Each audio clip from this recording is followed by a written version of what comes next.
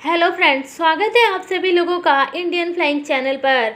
आज की इस वीडियो में हम लोग बात करेंगे कि एविएशन मिनिस्टर हरदीप सिंह पुरी किधर हैं और उनसे एयरलाइंस कंपनियों को लेकर क्या जानकारी आ रही है। इसके साथ साथ ये भी जानेंगे कि कौन कौन से देशों में फ़्लाइटें ऑपरेट हो रही है और कौन कौन से देशों से फ़्लाइटों के ऊपर प्रतिबंध लगा है। इसके अलावा फ्रेंड्स, गल्फ देशों से भी उड़ानों को लेकर जानकारी आ रही है कि कौन से देशों में उड़ानों को चालू रखा गया है और कौन से देशों में उड़ानें कब से चालू हो रही है। ये सारी जानकारी अभी इस वीडियो में आपको जानने को मिलेगी। तो फ्रेंड्स, वीडियो आप पूरा जरूर देखें ताकि आपको सारी जानकारी एक ही वीडियो में हमारे इस चैनल पर आपको आपकी हिंदी भाषा में मिल सके। पहली खबर की तरफ चलते हैं, जो कि हरदीप सिंह पुरी की तरफ से किया गया एक लेटेस्ट ट्वीट आ रहा है। जी हाँ दोस्तों, यहाँ पर हरदीप सिंह पुरी की तरफ से एयरलाइंस कंपनियों को लेकर एक बड़ा बयान दिया गया है। इससे पहले भी हमने आपको बताया था कि भारत में फ्लाइट के किराए में बढ़ोतरी हुई है। जहां पर पहले 2000 का टिकट था, अब वो टिकट आपको 22 का मिलेगा। वहीं 6000 का फ्लाइट का टिकट अब आपको 7800 का मिलेगा।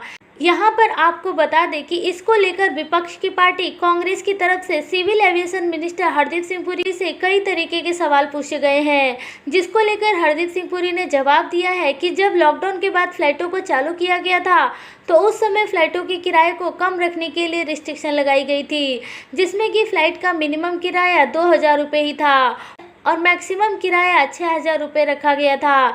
लेकिन अब फ्लाइट के किराए को इसलिए बढ़ाया जा रहा है क्योंकि पेट्रोल के दामों में 3 गुना बढ़ोतरी हो चुका है।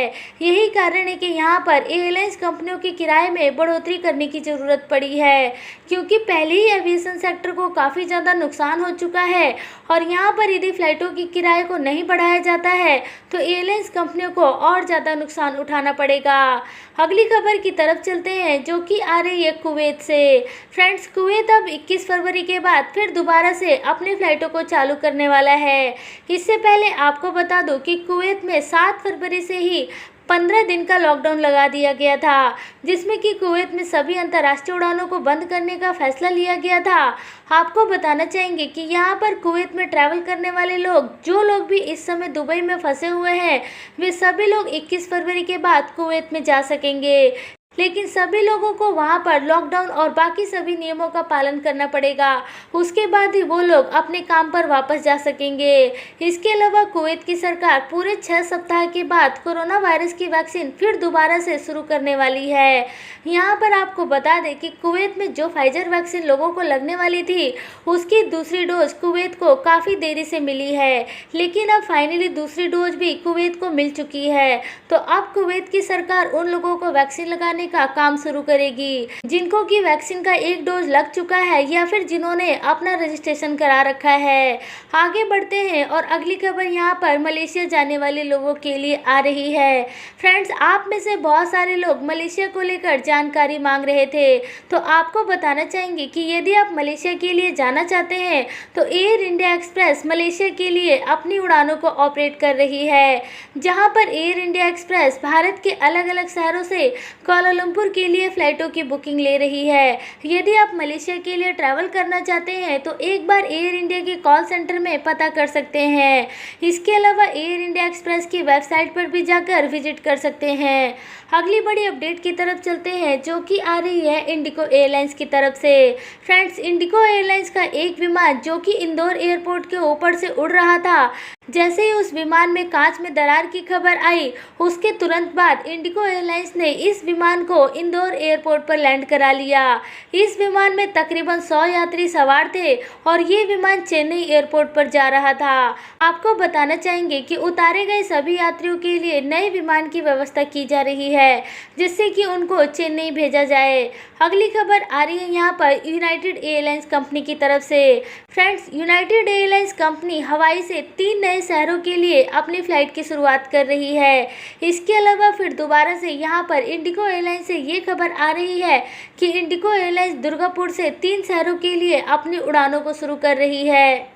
इंडिगो एयरलाइंस की ये उड़ानें 22 अप्रैल से शुरू हो रही है। आपको बता दें कि इंडिगो एयरलाइंस दुर्गापुर के लिए अपनी फ्लाइट बेंगलुरु और दिल्ली से शुरू करेगी। इनके फ्लाइट की टिकट की बुकिंग भी चालू हो चुकी है और इंडिगो एयरलाइंस की उड़ानें 22 अप्रैल से चालू हो जाएंगी। इसके अलावा इंडिगो एयरलाइंस 22 और नई उड़ानें भी चालू कर रही है, जो कि 28 मार्च से शुरू हो जाएंगी। अब यहाँ पर इंडिगो एयरलाइंस जो नए लोकेशंस पर अपनी उड़ानों को चालू करेगी उनके नाम है अगरतला, भुवनेश्वर, चेन्नई, बेंगलुरु, पटना और तिरुपति। इसके अलावा इंडिगो एयरलाइंस और भी कई नए लोकेशन से अपनी उड़ानों को चालू कर रही है। यदि आप आने वाले समय में होली के त्यौहार के समय अपने घरों पर वापस जाना चाहते हैं तो एक बार आप इंडिगो एयरलाइंस की वेबसाइट पर जाकर फ्लाइट चेक कर सकते हैं। हो सकता है कि आपको आपके शहर की फ्लाइट इंडिगो एयरलाइंस की मिल जाए।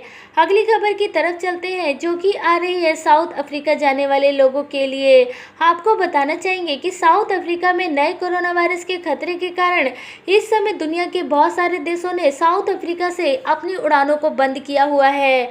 एमिरात एयरलाइंस जो कि दुबई से अपनी फ्लाइटों को ऑपरेट करती है, उसने भी साउथ अफ्रीका के लिए अपनी उड़ानों को 10 मार्च तक बंद कर दिया है। इसके अलावा दुनिया के बहुत सारे देशों ने पहले से ही साउथ अफ्रीका के लिए अपनी उड़ानों को बंद किया हुआ है।